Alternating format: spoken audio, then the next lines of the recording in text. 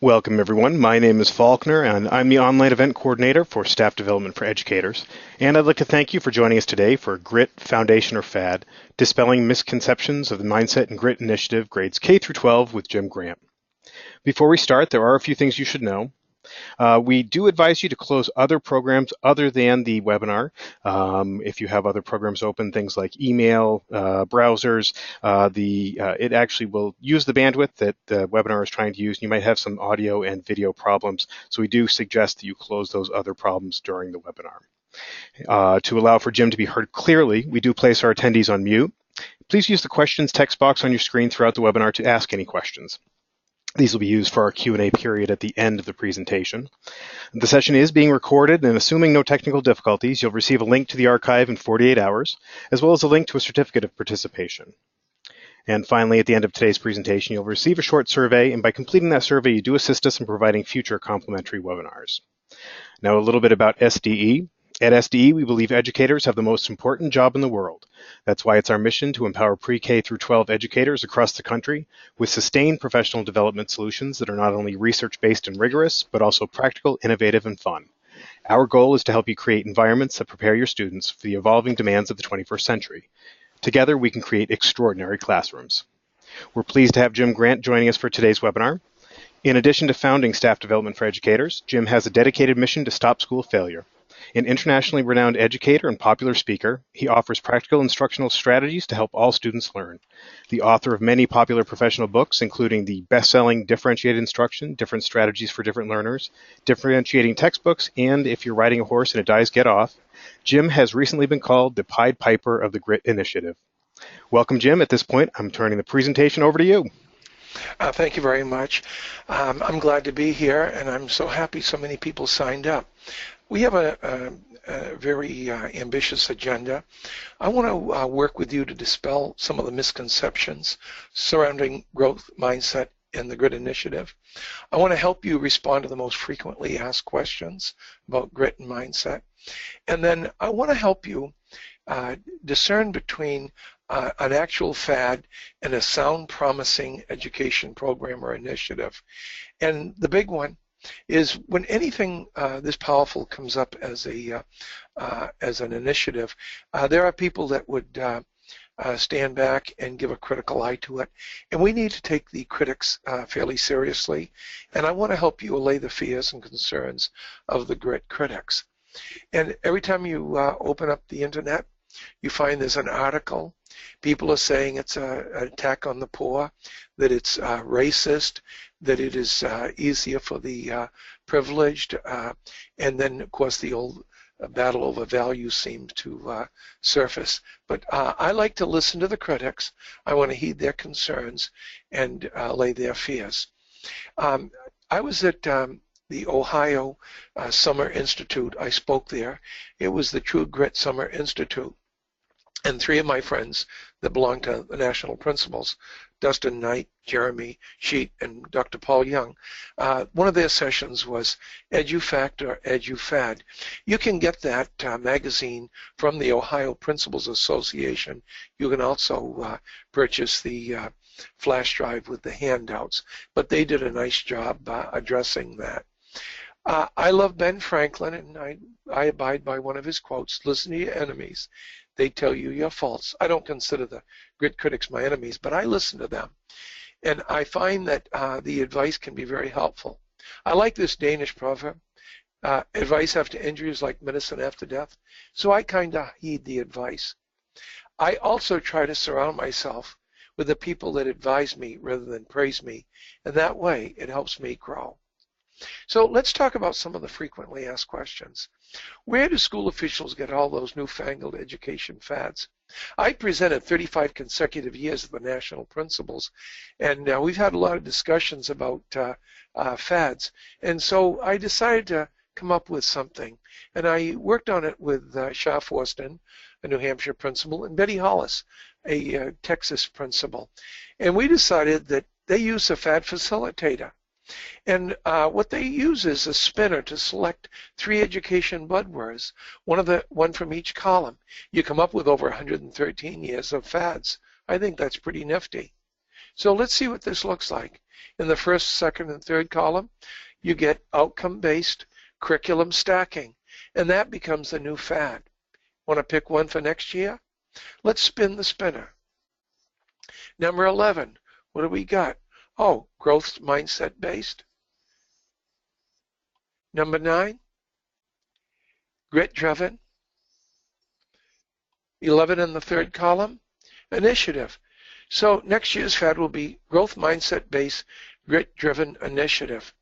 All kidding aside, this is not another chalk on the pavement education fad that'll wash away with tomorrow's rain. This is something that's here to stay. I've been in education over 40 years. I know a fad from something that has promising practices that is going to have a powerful impact on our students, especially the incoming generation. Any education fad that lasts more than a year or two, 10-fingered sharp teacher, well, this is going to last a lot longer than that. I'm often asked, do you think this is just one of those passing fads? And I'm saying no, and it's because I am seeing so many signs that indicate that growth mindset and grit are sound education concepts. So what am I basing it on? Well, it's evidence-based. Some great research from Angela Duckworth and Carol Dweck. It's been influenced by classroom teachers. I've always griped about programs come down the pike and they were never touched by teachers. They were not at all asked their opinion. The other thing that is a marker is that they're pragmatic. They work and they work as advertised. And when a policy, a project, program, or initiative comes down the pike and is overwhelmingly supported by educators, that tells me a lot. And I've been doing parent meetings all over the country. Next week, I'll be flying into Indonesia, to Jakarta, and I'll be doing a grit workshop for parents there. This is something that all parents are interested in. And then one of the most important things is it actually doable within the time frame? And this is not time intensive because you just build it in and talk about it as you go about everyday teaching. And another marker that I'm very impressed with is that this is not a high-cost initiative. It means that you go to the library, pick up some books. If you're missing some powerful books, pick them up at the local bookstore. It's not a business model. You and I both know that many of the reforms are all about businesses converting us into an industrial model.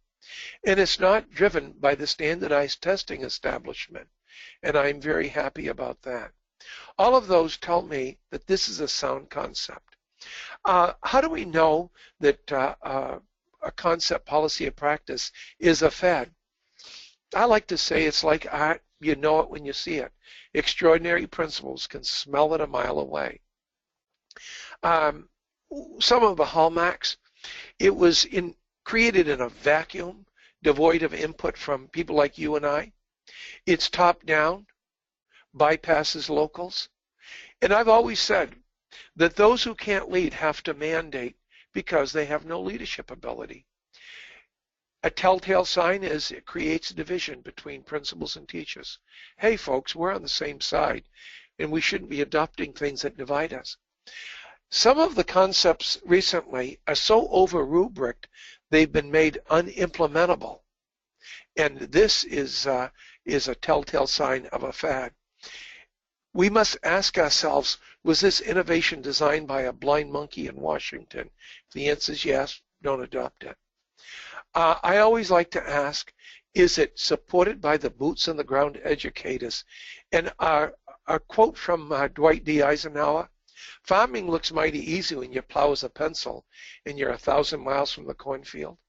And oftentimes it is not supported by the people that actually have to do it. Extraordinary leaders, like those of you attending this webinar, always ask, how will this innovation impact the people who actually have to do it? It's too idealistic to work in the real world. A question I always ask is, has this concept ever touched down on planet Earth? Takes funding away from existing programs. And I always find this to be a big hallmark. It's too good to be true, doesn't work as advertised, and it doesn't deliver. and then it's politically motivated for personal gains. And I find oftentimes that politicians will beat on public schools, and it's for personal gain, and it's so that they can get elected. Frequently asked questions about character traits and performance traits. The question always comes up, can they actually be taught? And some of the good critics seriously question, can they be taught? The question I'd ask you, do you think children can be taught? When I'm asked that question, I say absolutely. I believe they can be taught, but not in the stand-up talking head transmission model. They have to be taught, developed, fostered, strengthened, guided, nurtured, and we are the ones that have to do the mentoring. I often ask people in my workshops on grit, where did you get your grit? Well, most of us got it from home. It was the luck of the draw. And one of the things I like about Warren Buffett, one of his quotes is that some of us were lucky enough to win the ovarian lottery. When someone says that you can't teach grit, my response is, you haven't met my parents. You haven't met me. You haven't met my sons. The home environment, this is where I was taught to be gritty. I was taught my work ethic. I was taught my values. And raised in a church, temple, or mosque, and you're immersed in that environment where virtues and values are constantly embedded. And I was very lucky that I associated myself with some of the members of the greatest generation. And I learned about self-sacrifice, sacrifice for the greater good, going without when you didn't have the means to pay for it. The values and virtues stay with me today. I had the privilege of presenting the Teacher of the Year Award at a local banquet in my community. It was for the Rotary Club. And I showed pictures and cited 3 teachers that changed my life. They taught me grit. They taught me to persevere. And we now know that it's cultural. And every time I do a workshop, people will say to me, do you know about Sisu from Finland? Do you know about Bessa from Albania? Do you know Philatimo? And someone at a school I worked with in the Bronx said, if you don't have Philatimo, you're not Greek. And what was interesting is this is their word for code of honor, the way they treat each other, and for grit. And what was fascinating is during World War II, all of these countries right here pictured had something in common. They protected the Jews from being confiscated by the Germans. And what was interesting with Albania, the Muslim population hid the Jews, but not in attics and in cellars. They dressed them as Muslims, taught them the ways, and hid them in plain sight. That's grit. I've got grit from my neighbors. Write down the word parenting, and this is the influence that peers have on each other and keep us going in the right direction. I was very lucky. I was in a tight neighborhood, and everybody kind of watched over everybody else. We had safe houses. I was very lucky with the mentoring. If anybody was building something, we went to help. I always sought out mentors, and everyone here attending this seminar, this webinar, is a mentor. In sports, many of the quotes that I use in my workshops on grit and mindset come from coaches. For the coaches, I feel in some ways are leading us in the schools on teaching perseverance and teaching us collaboration. Scouting was very important to me. I abide by the Scout laws to this day. I'm an Eagle Scout, and I'm very proud of it. It was life-changing for me. And I had some jobs, some of the part-time jobs I didn't like. When I was a principal, I was still washing dishes at McDowell Colony Saturday night as a relief dishwasher while my wife cooked. And I'm proud. I never was too proud about doing any kind of a job, whatever it took. But I learned a lot from my jobs. And yes, I've had firsthand experience with failures. I've had my share of adversity, setbacks, obstacles, disappointment, speed bumps, and life traumas. And I've come out of it. Why? Because I had grit and I had the right mindset.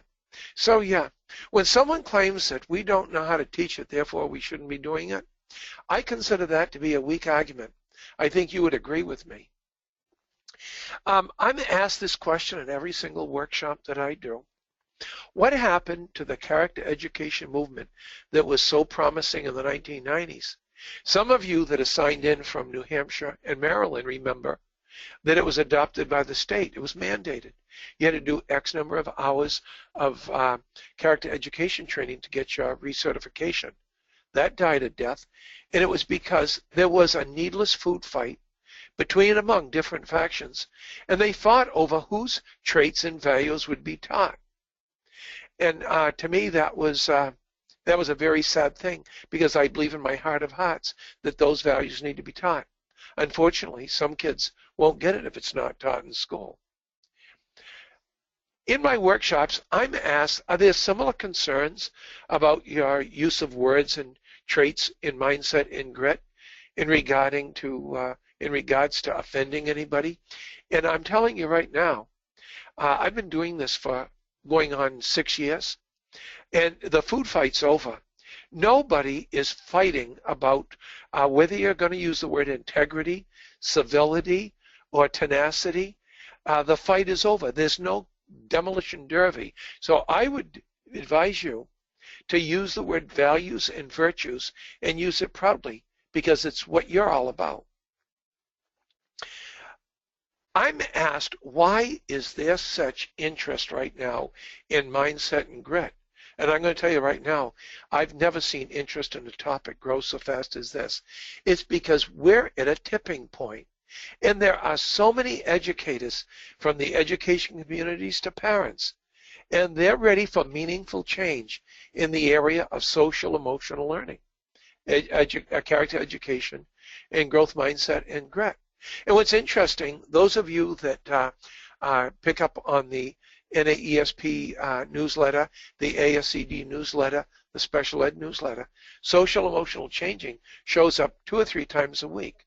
I've personally identified over 12.5 omens, and I do believe in omens. I want to share some of those with you. Before I do that, I want to define tipping point. It's when an issue or an idea crosses a certain threshold triggered by change and gains significant momentum. I'm seeing momentum. So what kind of change are we talking about? Society has changed in ways that you and I would never believe. Our youngsters are being exposed to things that you and I didn't pick up till our freshman year in college. And in some ways, we're early aging our kids before they're ready. And it's affecting parenting. Our families have changed in ways that we never would have believed. We're seeing all kinds of families, all kinds of values. When you put the societal changes and the family changes together, we're seeing major changes with kids. We have to deal with it. We need to step up to the plate. So I want to start off with some of the omens. Everywhere I go, I have principals that will say, I bought multiple copies of Mindset, and we're doing our group study. And that tells me that's a wise principle, simply because Mindset is the foundation of your getting started on grit, because grit emanates from mindset. I also want you to pick up on this. You already know it, that no publisher will take a chance on publishing a book because it's so expensive. The process takes over a year, and it's very, very financially intensive. But more books are coming out. ASCD has a couple of arias that fit beautifully. Of course, Debbie Silva, a great presenter, Fall Down 7 Times, Get Up 8. Pure Grit, it's about the nurses that were captured on Corregidor by the Japanese, and they endured because of their grit. The book on the top right, called Grit, that's a business book, and the business community is taking note. We need to prepare our kids for the future world of work. There are more articles on the internet. Just Google grit and mindset and just read away. Great articles pointing out all different aspects. I'm also seeing a wide range of articles appearing in many publications. I always look forward to my Scholastic magazine, Parent and Child, and they had an article, Bring It On, How to Raise a Kid with Grit. And Scientific American Mind, they did an article on true grit. Every one of us wants our kids to be resilient. Grit critics are everywhere, which means that they're picking up on the momentum too. They're expressing a variety of mostly legitimate concerns and cautions. Some of them I would take exception to, that it's a little bit on the conspiracy side, which I just don't buy into. The Ohio Association of Elementary School Principals showed us how it's done. They stepped to the plate and last summer sponsored the nation's first conference on growth mindset and grit, having over 300 principals with their teachers for a 2-day conference. I was very honored. They asked me to kick it off with a keynote, and it was a very successful conference. The magazine that they published is almost like a book on grit, and I would encourage you to do it because there's so many articles on schools that are doing grit. Last summer, I was invited to conduct a pre-conference institute on growth mindset and grit. It was a very exciting conference. Everybody's on board with the concept. The principals wouldn't do it unless they felt it was important. I'm going to ask you to Google values.com. This group is putting up billboards all over America. They're big, expensive ones, and they have your hero in mind, John Wayne. And his message is simple. Don't much like quitters, son. Grit. There are TED Talks by all kinds of people, but Carol Dweck and Angela Duckworth. And one of the things that defines the KIPP schools, that's the charter school group, they have a focus on grit traits. I believe, if I'm correct, they started with 17 and went down to 7. And I like what they're doing. And they're very, very open about sharing their information. And the founder has a course that you might like to take on grit that's very good. I went to Houston for the annual conference of ASCD and was shocked when they moved me into a large room. I had over 1,000 people. The Duckworth Lab is doing their focus on grit, and Angela Duckworth, I trust her. I had a chance to hear her in person. She's right on the money. We need to look forward to her research. But it's people like you and I that will operationalize the research and make it work in our school. Schools are making growth mindset part of their PD plan. I'm doing workshops all over the country in services for school. And then parents are coming out in droves. I had 250 people in Kansas City, Missouri for a parent meeting for the Archdiocese Catholic schools because every single parent wants their kid to be independent, have self-control, develop self-responsibility, persevere, not be a quitter, and they want to break the entitlement mindset. Google the Character Lab in New York City. They're going great guns promoting grit, and they have on today I got on my email 5 strategies for promoting a growth mindset in the classroom. They're very generous with their materials. SDE is sponsoring workshops and seminars, and Faulkner Wright, who is orchestrating this webinar, will tell you more about it and give you some locations. And I'm going to personally do all-day grit seminar in Springfield, Illinois, Glenville, Illinois, Columbus, Ohio, and Milwaukee, Wisconsin. And don't forget, principals, your tuition is waived. You go free when you send as few as 1 staff member. We always like to have you attend.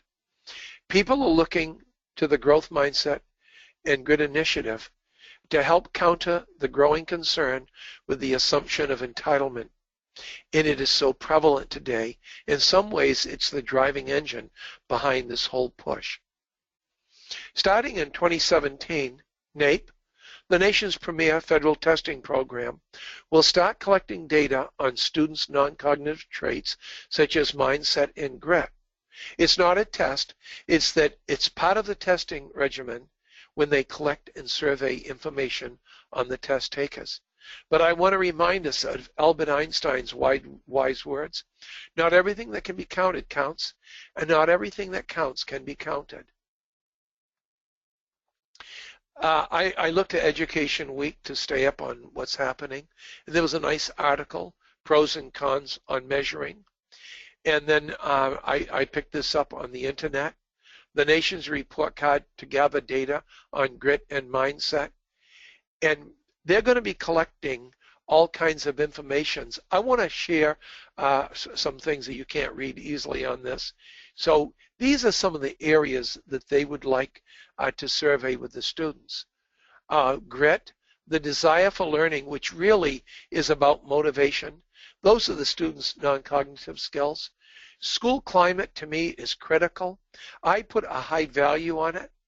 And I also would be very quick, and I'm very blunt in my workshops, that this concept of grit mindset will not work in a hostile school environment. You need a caring environment to have it work. The use of technology, and technology gives students, for my view, great access to the deeds of the people that have grit and perseverance.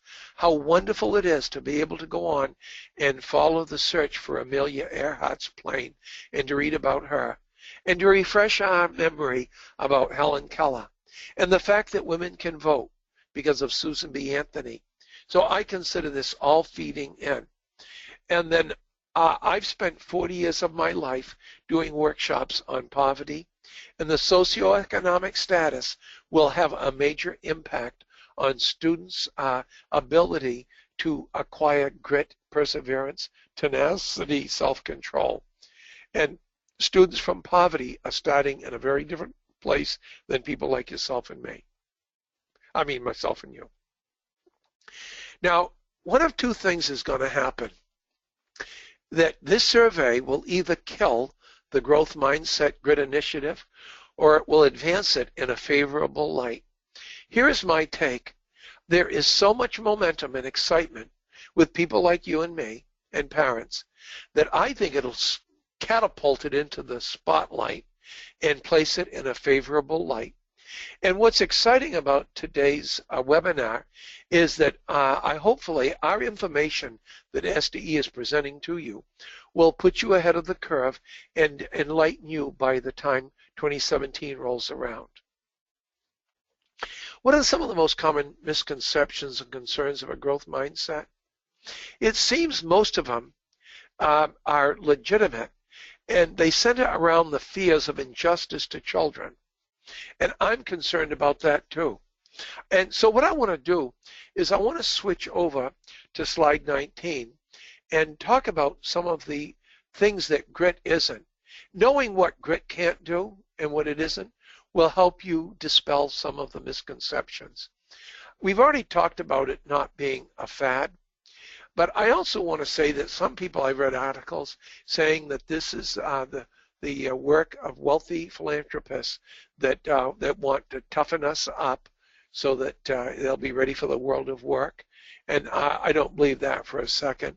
I don't think for a second it's a conspiracy of capitalists, that it's being orchestrated by wealthy business people. It's being orchestrated by people like you and I. It is definitely not an economic model, and this is one of my fears that I share with some of the great critics, that instead of giving services to the poor, what we'll do is cut services and tell them to pull themselves up by the bootstraps when they don't even have a pair of boots. Designed to separate the social classes? I don't believe it for a second. And then I want to clarify something. This is not a federal or state mandate. This is coming grassroots from people like you and me.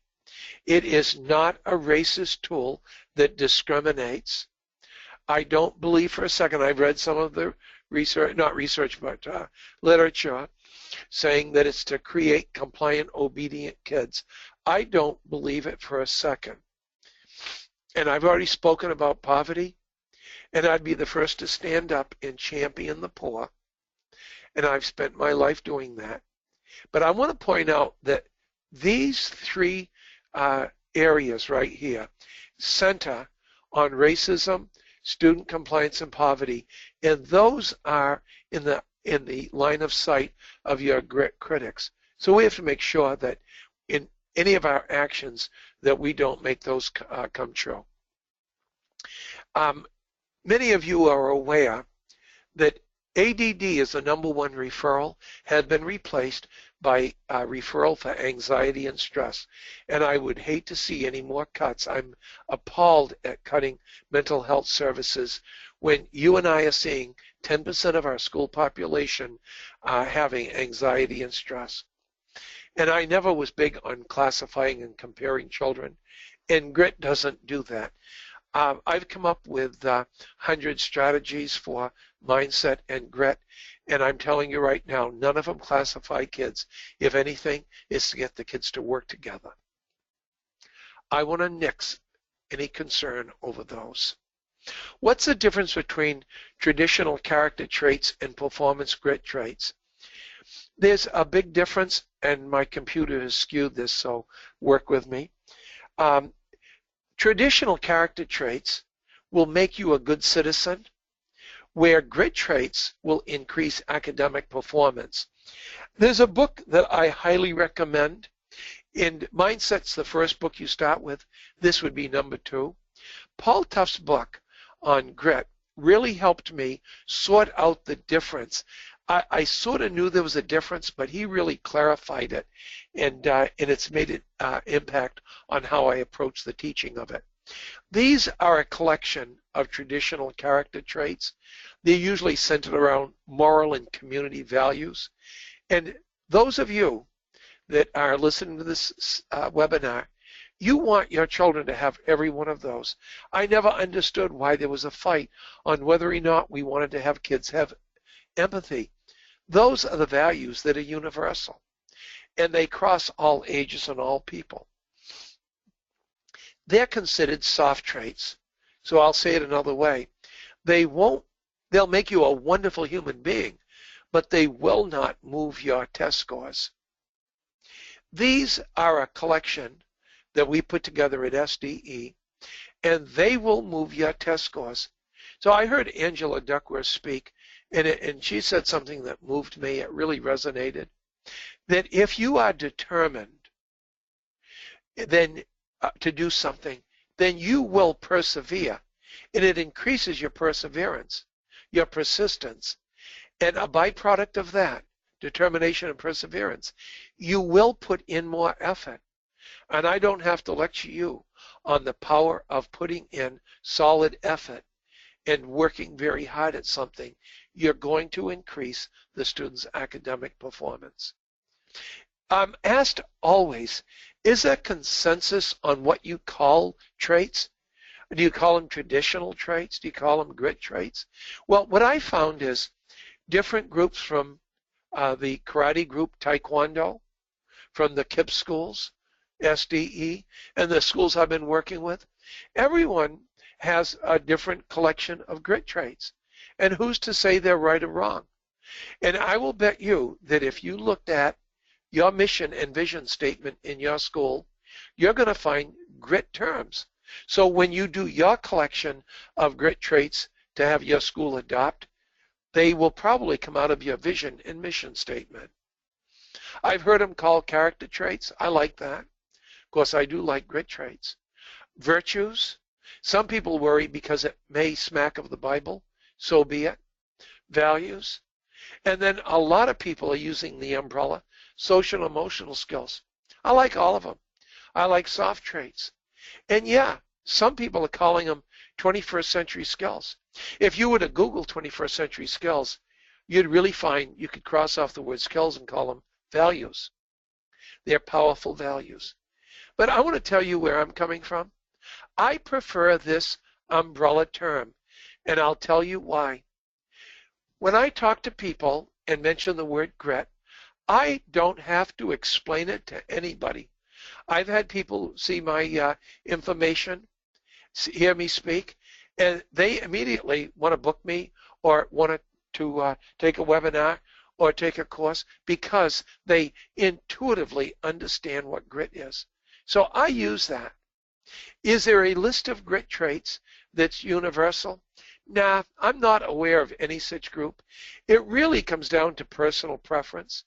But if you were to ask me what I like, I started personally with 9, and I grew to 10 11, 12, and I've ended at 13. I might add on as people convince me that they're very important. But right now, those are the ones that are endorsed and supported by Staff Development for Educators. This is my broad umbrella of terms for hardy character traits. So I use soft traits and I use hardy traits, and they need to be taught simultaneously. Do some people have an unrealistic expectation for what grit can do? Lord, I've talked to ideologues, and they think that it's some sort of a magic elixir, and I'm saying no. I'm not going to be swept away with what it can do. It can be very helpful. So I've had to create part of my presentation, which I'll show you on slide 26, on some of the limitations. So let me tell you some of the limitations.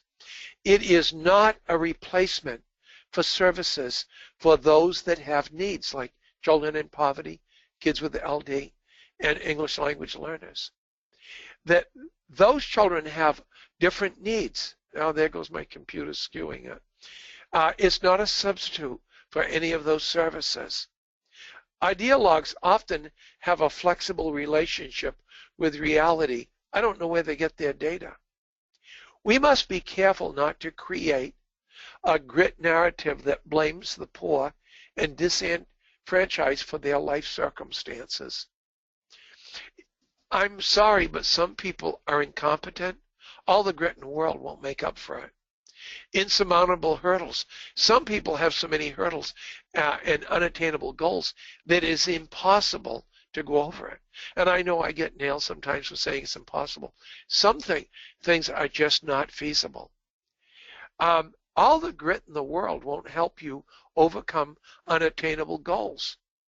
No matter how many punishments, no matter how much we push pay for performance based on test scores, all the grit in the world won't help us overcome some goals. Striving is good for you only when success is possible. I believe that. Help someone meet an unrealistic timeline. Some people have a fixed mindset. I swear they've had a mindset bypass. And those of you out there listening know people that you have in mind now that know that some people, unfortunately, probably won't be changed. Unrealistic optimism. I want you to make a note of this. I'm very patient with people that are overly optimistic. Often it stems from just plain inexperience, and they're not experienced with reality at this point in their journey. And I've already talked about that. Can perseverance be taken to a radical extreme? And is it ever permissible to quit something? And I would say taking a purist position on grit is a surefire way to kill this initiative. All of you remember the initiative for individualized instruction, and people stood up and trained us. You're going to individualize for every child in every subject and keep a file on every single child in every subject every single day, and you're going to also record their progress. It was not doable on the best day of God's green earth. That purist position killed something that could have been promising. It did morph, and it mutated into differentiated instruction. I'm the first to say, yeah, it makes sense to disengage from something that makes no sense to continue doing, and it's certainly the right action. Ask anybody if they've ever quit something, and they'll be the first to tell you that. Now, I've had purists in my workshops, and they'll ask me, am I giving a conflicting message? Because the message is persevere and don't quit. Aren't we saying to kids to give up? And I'm saying the message is quit when it makes no sense. But give it a whirl. Give it the college try. Persevere. But too many people today quit too easily, and they're not putting the effort in and trying one more time. I don't know if you're familiar with the John Henry effect. Let me tell you what it's all about. There was a challenge, And the mighty railroad worker John Henry took on a steam-powered hammer in a contest. He won, but the effort killed him. And so I always think in terms of the John Henry effect. How long am I going to stay with something that isn't working? Kenny Rogers, I loved his song, The Gambler. You got to know when to hold him, know when to fold him, know when to walk away, know when to run. And wonderful, experienced, extraordinary principals, like those of you that are at this webinar, you know when to leave the battlefield. Why? You have experience. And most importantly, you have wisdom. Have I ever quit something? Yes, I quit kindergarten. I quit bagging groceries and stocking shelves at the grocery store. I quit working at Sylvania Electronics. And I quit working at a sheltered workshop, which I co-founded. But why did I do that? I lasted one day in kindergarten, called my mother up and told her to come get me, that I can eat graham crackers, drink milk, and sleep on a rug remnant at home and have more time to play. And she didn't send me back. I took a job at Grand Union, and I was bullied by older, much stronger boys, and that I was not going to live this way. The manager and the assistant manager were both alcoholics and drank at work, and they liked these guys. They were almost like capos with the mafia, keeping the younger workers in line. And what I did is I secured another job, and my mother encouraged me to quit and move on to something. My father died when I was 15. I had to put myself through college. I never took one nickel from my widowed mother. I waited 2 years after high school, worked in a factory, and then I put myself through college, commuting 40 miles, and I went to school all day, and I worked all night, third shift. I literally was sick. I lost weight, I was depressed, and I was very sickly. The smartest thing I ever did was take a major pay cut and work as a soda jerk in a drugstore and cut 40 miles off my mileage every single day. I founded a workshop. I had a big vision. My big vision was not embraced by some of the older board members. Don't forget, I was young in those days. We were struggling financially. We were having to raise big money, and they were not willing to do that. And the best thing for me is to step aside, wish them well, and let someone else step in. And they were unable to replace me. Not that I was irreplaceable, but nobody wanted to take chair. And they brought a banker in, and he was just what the doctor ordered. So that's my story. And I want to close, and I want to talk about concern that is being raised, and this is concern in some of the articles, and people are very open in the workshops. Are we looking at kids that they're broken and we need to come over and fix them? And no, I take that concern very lightly, and we don't want to make any kid feel like a fix-up project, but I do want to shine some light on slide 29 on some thoughts I have on this, that definitely different kids are stationed along the spectrum and have various degrees of grit. But some thoughts to keep in mind is not all kids express grit in the same way. Some of you here on this webinar are introverts. You're not flamboyant, and you have all the tenacity, perseverance for the long haul, but you express it in very different ways than other people do. And one of the things we have to keep in mind, kids are not going to be gritty in all areas. They will be gritty for what they feel very passionately about for their interest areas. And that's true for you and I. And students aren't gritty all the time. I sometimes say to people, I was born gritty, and I try to be gritty with everything I do. But we're not all gritty all the time. We're not on all the time. And then a big factor, a student's level of grittiness will depend on the family factors, and a lot of different family factors. and the circumstances, as well as the social influences, especially the social influences around 7 hours and 38 minutes per day that they're spending staring at screens, when they might be developing grit in other more hands-on ways. Now, what I'm going to do is I'm going to turn the webinar over to Faulkner Wright, and he is going to tell you more about SDE. And I want to thank you for being a great audience and for having so many people sign up. Faulkner, you want to share with them what SDE can do? Absolutely. I just want to make sure. Sorry about that. My headset was not working correctly there. Yep, thanks, Jim. I do hope everybody enjoyed today's presentation so far. We are going to take just a minute or two to let everybody submit any last questions for Jim via that window on your screen. And in the meantime, while people are doing that, I would like to mention a few things. As a special thank you for attending today's webinar, we would like to offer you a 10% discount off SDE PD resources, events, and on-site training by using promo code W092915 before October 29th. So if you remember today's date with a W in front of it, that's your savings code. You may, in fact, be interested in saving 10% and joining Jim in person at his upcoming SDE webinar, Grit, Motivation, and Mindset. He'll be in Illinois, Wisconsin, Ohio, Louisiana, and Texas, at least so far. That's this November through April of 2016. He'll be on the road off and on with that seminar. Again, that's Grit, Motivation, and Mindset. And if you use that code, you can save 10% off registration for that. And do keep in mind, you can bring Jim on site to your school or district for customized training that meets your unique needs.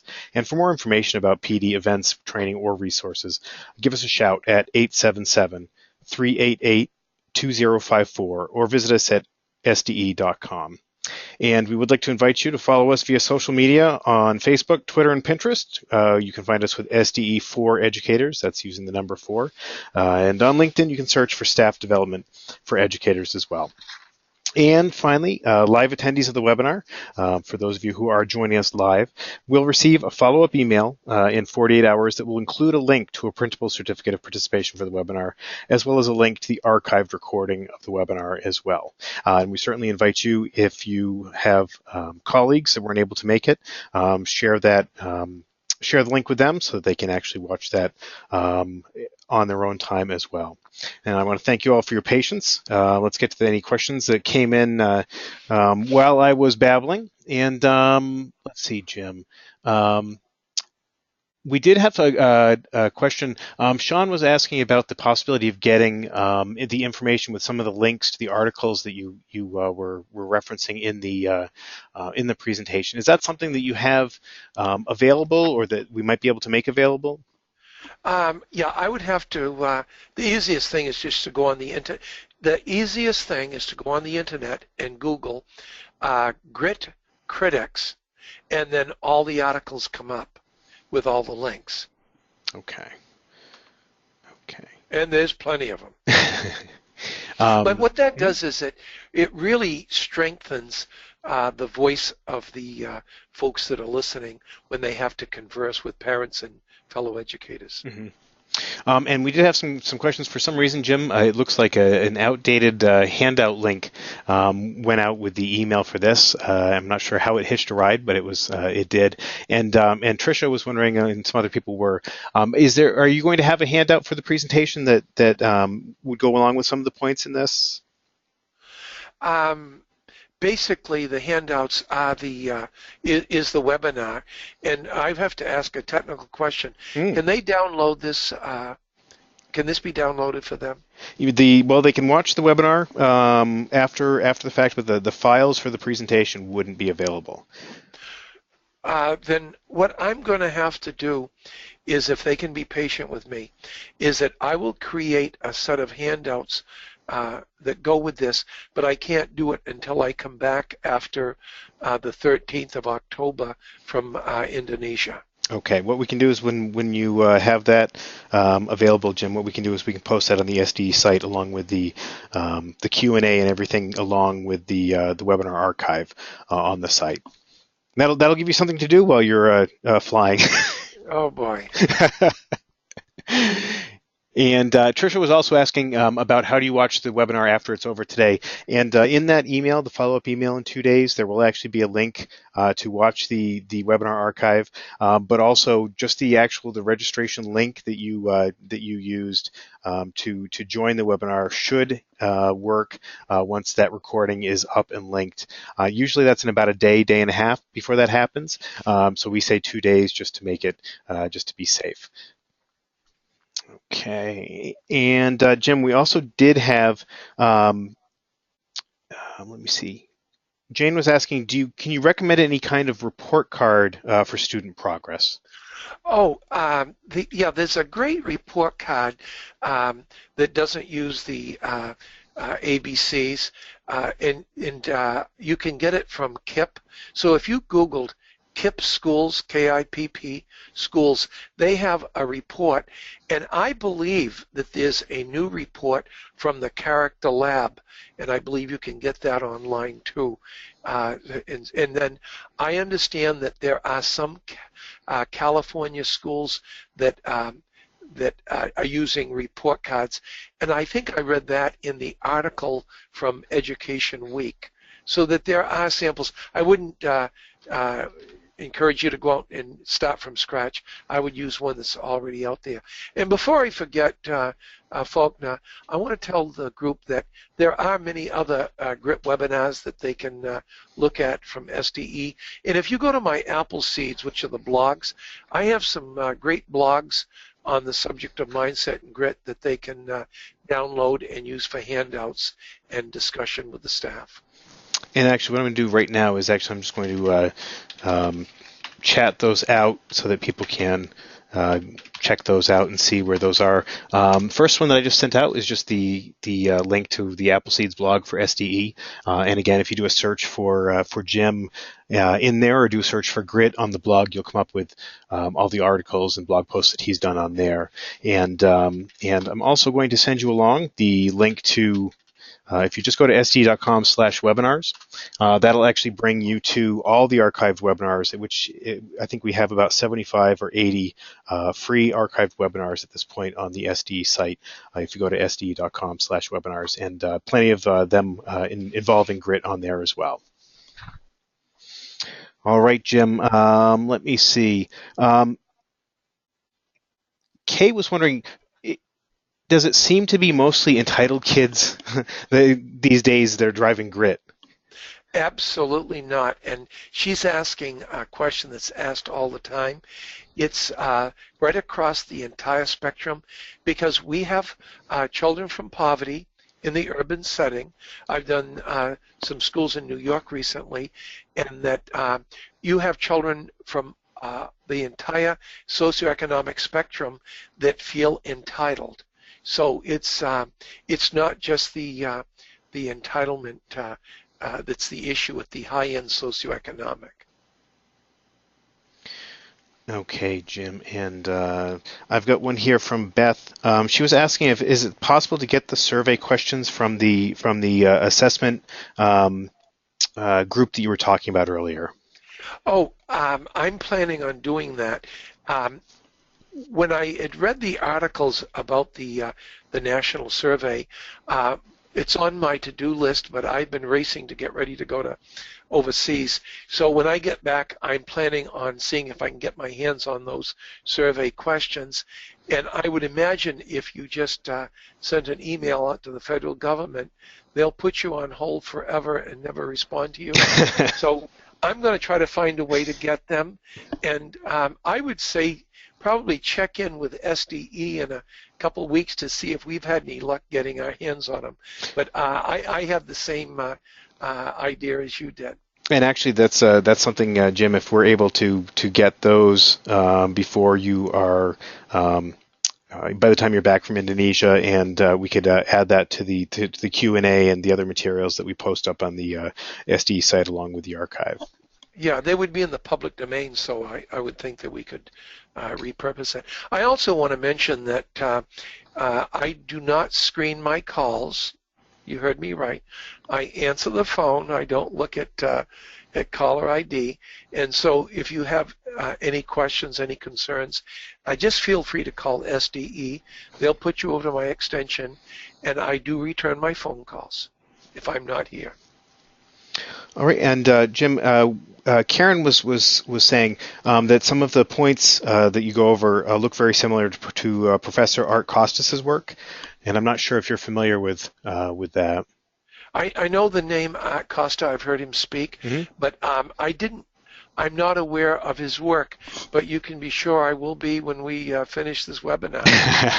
But you know, those of us that are reading the Angela Duckworth's and Paul Tuff's work and Carol DeWick, we're really on the same page. It's the most common sense approach, and it seems like we're all resonating with each other.